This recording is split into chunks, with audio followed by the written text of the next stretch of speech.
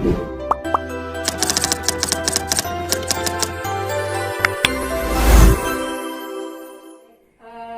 bersama Bunda Nunung, biasa kita panggil ini. Beliau adalah Kepala Dinas Perpustakaan dan Arsip Provinsi Kalimantan Selatan, dan beliau juga baru saja meraih penghargaan di Jakarta. Nah, ini penghargaannya tentang apa sih, Bunda? Kita pengen tahu banyak sebenarnya, dan sudah banyak sekali juga capaian-capaian yang dimiliki oleh Perpustakaan Palnam ya, Bunda ya. Kita bilang Perpustakaan Palnam ini milik Provinsi Kalimantan Selatan dan sekarang dikepalai oleh Bunda Nunung. Nah, banyak sekali penghargaan yang sudah didapat, dan baru-baru saja ini juga dapat penghargaan. Ini tentang apa penghargaannya? Kemudian penghargaan apa saja sih yang sudah Bunda dapat semenjak Bunda mengepalai Dinas Pariwisata Provinsi Kalimantan Selatan? Dinas Perpustakaan dan Kearsipan Provinsi Siap. Kalimantan Selatan. Siap. Yang terbaru ini yaitu pada acara Gemilang Perpustakaan pada tanggal 14 September kemarin, Kalimantan Selatan menerima 3 penghargaan ya, yaitu Nugra Jasa Dharma Pustaloka untuk kategori pejabat publik, yaitu kebetulan tahun ini 2021 ini pertama kalinya kategori pejabat publik itu diberikan kepada Kepala Dinas Perpustakaan dan Kearsipan Provinsi di Indonesia ya. Yang sebelumnya itu Nugra Jasa Dharma Pustaloka untuk kategori pejabat ini hanya diberikan kepada gubernur dan bupati serta wali kota yang dianggap peduli terhadap minat baca. Tapi untuk tahun ini alhamdulillah diberikan kepada Kepala Dinas Perpustakaan dan Kearsipan. Kebetulan itu adalah dari Provinsi Kalimantan Selatan. Wow. Jadi di antara 7 penerima Nugra Jasa Dharma Pustaloka yang 7 orang itu, 2 diantaranya untuk Kalimantan Selatan, yaitu untuk saya sendiri Kepala Dinas Perpustakaan dan Kearsipan Provinsi Kalimantan Selatan dan Bupati Hulu Sungai Utara, Bapak Wahid. Selain itu untuk Gubernur Kalimantan Selatan menerima penghargaan Indeks Pembangunan Literasi Masyarakat tertinggi di Indonesia. Nah, alhamdulillah Kalimantan Selatan jauh sekali melampaui target IPLM nasional, di mana target IPLM sendiri itu ditargetkan 10,93, sedangkan Kalimantan Selatan 84,70. Wow. Jadi dari capaian IPL tertinggi se-Indonesia nih, Bunda. Artinya capaian itu kan untuk mencapai hal tersebut apa saja sih yang Bunda lakukan sehingga akhirnya Kalimantan Selatan bisa memiliki IPL tertinggi se-Indonesia ini, Bunda? Saya sebenarnya tidak tahu persis ya, karena itu dinilainya dari pusat, dari Perpustakaan Nasional Republik Indonesia melalui pihak ketiga. Dia mengontrak pihak ketiga untuk mengadakan survei PLM itu. Jadi saya sendiri tidak tahu. Tapi yang jelas bahwa saya sadar betul, pastinya mereka itu kan searching pemberitaan tentang perpustakaan Provinsi Kalimantan Selatan, bahwa atas bantuan teman-teman media, bukan hanya karena Kalimantan, yang semua media turut memberitakan minat baca di Kalimantan Selatan. Mungkin salah satunya dari itu.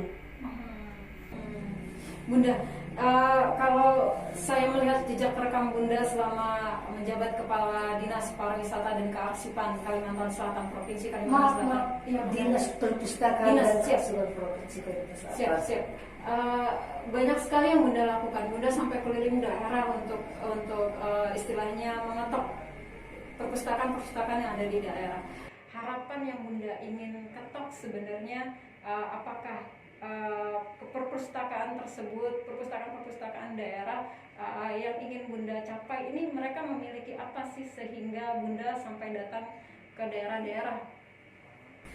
Satu, saya ingin memberikan contoh ya untuk teman-teman para kepala dinas perpustakaan dan kearsipan kabupaten kota, karena mereka lah yang punya wilayahnya. Jadi sebenarnya kepada mereka saya banyak berharap agar mereka lebih mendekatkan pelayanan kepada masyarakat. Jangan hanya dia menunggu pengunjung yang datang, tapi kita lah yang proaktif bergerak untuk mendekatkan pelayanan. Saya ingin itu dicontoh oleh kabupaten kota.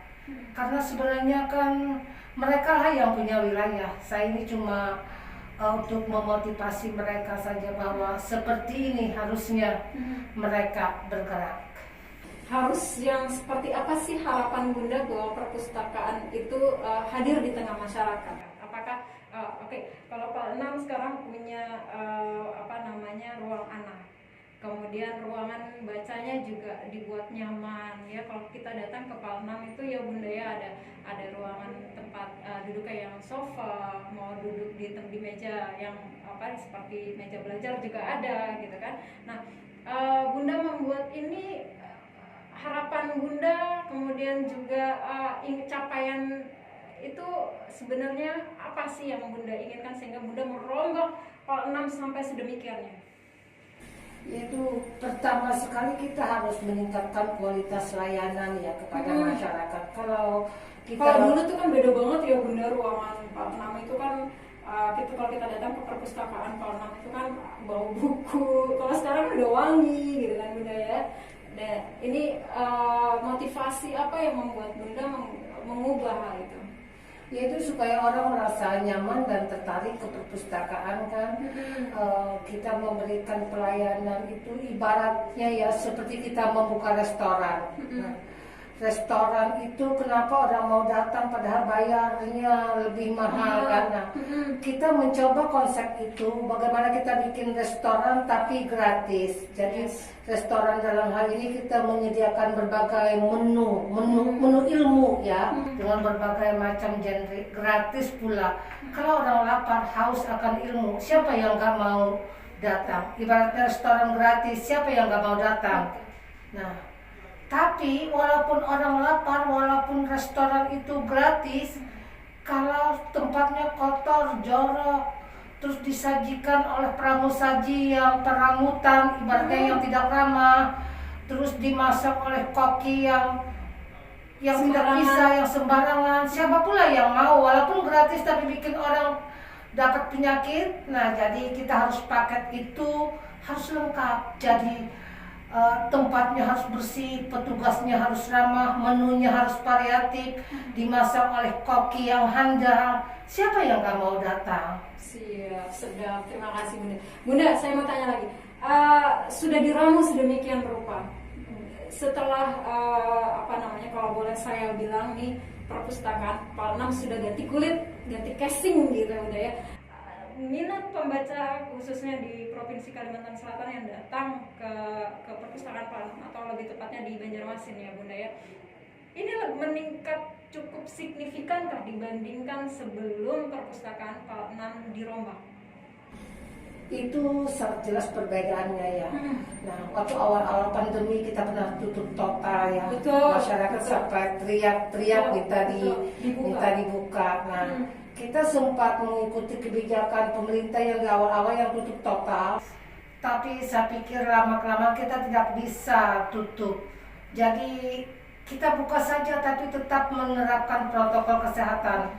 Jadi kita harus menyesuaikan keadaan, kita harus lebih ini ya, kita pandemi tidak mesti membuat kita terhenti beraktivitas. Justru situasi pandemi itu menuntut kita bagaimana berpikir lebih kreatif lagi untuk mempromosikan minat baca. Saya pikir seperti itu. Nah, buktinya kami pernah membatasi juga pengunjung ya 100 orang per hari minimal. Tapi nyatanya yang datang lebih dari itu, kita mengusul juga bagaimana. Akhirnya tidak seperti itu aturannya, kita menyesuaikan lagi. Jadi kita pakai aturan yang ini saja, misalnya yang seperti di mall. Kalau sudah banyak di dalam, yang di luar nunggu dulu. Oke. kecuali yang di dalam keluar baru boleh masuk. Kita tidak bisa membatasi 100. Misalnya 100 tapi mereka datang bergerombol. Nah, jadi kita tergantung sikon saja. Yang penting jaraknya tidak dekatlah sesuai dengan prokes. Masih menjaga jarak. Iya, gitu. seperti itu. Artinya meski di tengah pandemi kunjungan yang datang ke perpustakaan PAL 6 ini masih di atas 100. Iya. Sebelum pandemi Bunda? Kadang di atas 200. Wow, banyak juga ya, luar biasa. Kemudian setelah Bunda turun ke daerah-daerah nih, ke apa namanya, ke menemui berbagai kepala daerah yang ada di 13 kota kabupaten Kalimantan Selatan. Adakah yang sudah mengcopy paste gerakan Bunda di daerah mereka masing-masing? Copy paste amat sih tidak, dia ATM ya, amati, tiru dan modifikasi. Ya. Itu versinya Bu, Satu ATM, ya? satu kabupaten yang paling Intens. iya, bahkan dia membawa ibu ketua tim penggerak PKK sekaligus Bunda baca ya. Dia bawa juga ibu ketua Dharma Wanita Persatuan Kabupaten, yaitu Kabupaten Hulu Sungai Utara. Wow, yang juga di kemarin waktu di Jakarta juga mendapat penghargaan. Bapak juga, Bupatinya menerima penghargaan yang sama dengan saya, Nugra Jasa Pustaloka, Nugra Jasa Dharma Pustaloka kategori pejabat publik. Nah, perpustakaan hanya saya kan keliling kabupaten nih, saya lihat yang Amunta itu yang ATM. Nah, dia lihat ada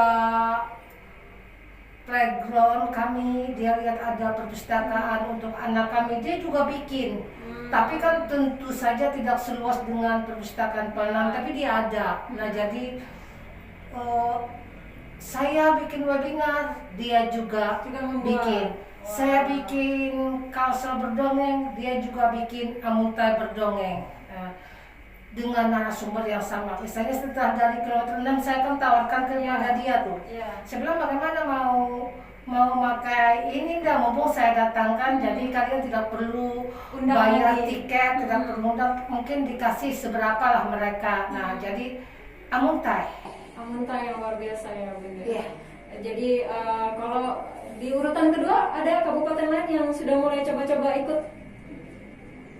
Masih belum Ya. Mudah-mudahan setelah ini ya, setelah HSU masih ada lagi perpustakaan-perpustakaan di daerah yang sama mengikuti gerakan yang Bunda lakukan ya. Karena ini memang luar biasa sekali Bunda. Ada webinar yang dilakukan, bedah buku, mengundang berbagai macam public figure yang datang ya Bunda ya. Waktu sebelum pandemi ada yang datang, kemudian kalau saat pandemi webinar ya Bunda. Jadi literasi di Kalsel sendiri menurut Bunda setelah gerakan-gerakan yang Bunda lakukan ini apakah jauh lebih baik menurut Bunda? Alhamdulillah ya. Ini kita saja sedang menurunkan armada perpustakaan keliling dan Raya Pustaka untuk mensupport TMMD ke-112 di Desa Rantau Keminting, Kecamatan Labuan Amas Utara, Kabupaten Hulu Sungai Tengah ya, mulai tanggal 15 September kemarin sampai dengan 14 Oktober kami berada di sana. Alhamdulillah masyarakat sangat senang dengan adanya layanan kami. Saya juga berterima kasih kepada Bapak Letkol Infantri Ishak HB dan Dim 1002 Hulu Sungai Tengah dan Ibu-Ibu Persit Kartika Hulu Sungai Tengah, karena mereka sangat bagus sinerginya, mereka turut bersama-sama kami untuk melayani anak-anak. Nah, tapi kita tetap menerapkan protokol kesehatan. Jadi dengan dibantu oleh tentara dan istri-istrinya kita melayani masyarakatnya. Itu terbukti mereka sangat senang terhadap pelayanan kami. Jadi kita hanya saja lagi yang lebih mendekatkan pelayanan. Kalau kami ya dari Perpustakaan Provinsi Kalimantan Selatan jaraknya mungkin ratusan lah ya, ke ratusan kilo. Iya. Tapi kan kalau ini misalnya Iya. perpustakaan Kabupaten Hulu Sungai Tengah yang melayani kan Betul. lebih dekat ya, dan mungkin lebih intens lah. Misalnya kami menghabiskan waktu di perjalanan PP aja, itu udah 2 hari kan, 1 hari berangkat, 1 hari pulang. Kalau dari Hulu Sungai Tengah kan bisa 3 hari, itu kan bisa full. Nah, beruntung kami dengan TMMD ini kami bisa lama di sana. Kami berangkat tanggal 15 September, pulangnya 14 Oktober. Wow. Jadi kami Jadi tim masih di sana ya Bunda? ya, tim masih di sana. Nanti kami kirim lagi secara gantian. Oh. Tapi sementara itu kalau memang kami ada tugas lain juga, kami titipkan mobil itu dan kuncinya ke bapak-bapak tentara dimanapun pas TMMD ya. Ini betul yang 112. Kami sebelumnya yang ke 111 itu ada di Tapin, terus 110 ada di Tanjung, di mana. Jadi setiap TMMD kami Selalu hadir juga di sini. Iya, khususnya setelah saya berkoordinasi dengan Bapak Danrem. Yes. Dan setelah Bapak Danrem berkenan mengisi salah satu talkshow kami. Jadi kami tidak hanya sebatas Bapak Danrem menjadi narasumber kami ingin berkelanjutan. Nah, sejak saat itu kami selalu dikabari untuk ikut TMMD. Jadi TMMD itu 2 kali dalam setahun, dan setiap TMMD itu 2 lokasi. Kayak kemarin Hulu Sungai Tengah dengan Tanjung, Tapin dengan apa ya saya lupa. Nah, ini yang Hulu Sungai Tengah dengan Kota Baru. Sebenarnya kita juga diundang ke Kota Baru, tapi mungkin nantilah. Ini dulu gitu ya. Ya, kami juga akan ke sana sebelum TMMD yang di sana ditutup. Oke, siap. Berarti luar biasa nih gerakan yang dilakukan Bunda Nunung untuk masyarakat di pedalaman juga diajarkan untuk lebih mengenal literasi gitu ya, membaca, kemudian suka buku ya Bunda, dan tidak takut datang ke perpustakaan harusnya ya Bunda. Bunda terakhir apa ya namanya yang Bunda ingin sampaikan ke generasi kami sekarang ini gitu kan, harapan apa sih yang Bunda inginkan untuk generasi muda berikutnya nih Bunda? Saya berharap generasi mendatang agar cinta membaca, apapun profesi seseorang ya, karena misalnya ibu rumah tangga sekalipun, ibu rumah tangga yang gemar membaca dengan ibu rumah tangga yang tidak suka membaca, tentu saja kualitasnya itu pasti akan beda. Antara lain kan yang suka membaca pasti banyak punya ilmu pengetahuan untuk misalnya menu variatif, menu tentang tata letak rumah dan lain sebagainya. Jadi pasti itu beda. Oh ya, pada kesempatan yang baik ini saya mengucapkan terima kasih kepada Kana Kalimantan. Selamat ulang tahun yang keempat. Kana Kalimantan semoga tambah sukses. Saya sangat berterima kasih atas support Kana Kalimantan terhadap minat baca di Banua. Sebab sebaik apapun kegiatan kami, tanpa peran kalian tidak akan terpublikasi dan tidak akan tersampaikan kepada masyarakat. Terima kasih juga Bunda, terima kasih apa yang sudah Bunda lakukan juga membantu kami, karena masyarakat jadi lebih banyak membaca, masyarakat jadi lebih banyak tahu gitu ya Bunda, karena mereka mencintai buku. Kalau mereka sudah mencintai buku, artinya mereka juga akan membaca berita dengan jauh lebih baik, tidak hanya membaca judulnya saja. Terima kasih Bunda, semangat terus untuk kerjanya, semangat terus untuk literasi Banua. Mudah-mudahan apa yang Bunda inginkan, apa yang Bunda cita-citakan semuanya tercapai.